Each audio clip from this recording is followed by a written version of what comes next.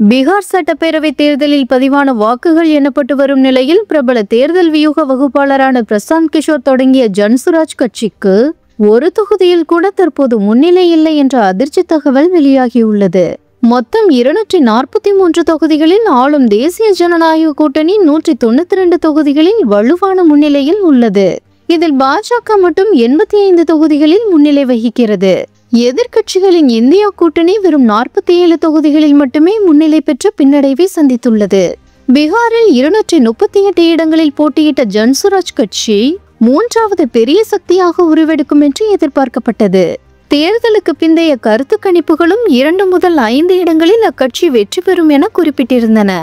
வாக்கு எண்ணிக்கை தொடங்கிய போது ஆரம்பத்தில் 5 தொகுதிகளில் முன்னிலை பெற்றிருந்த ஜன்சுராஜ் கட்சி தற்போதைய நிலவரப்படி அனைத்து தொகுதிகளிலும் பின்னடைவை சந்தித்து அதன் முன்னிலை எண்ணிக்கை 0 இருப்பது அதிர்ச்சியை ஏற்படுத்தியுள்ளது.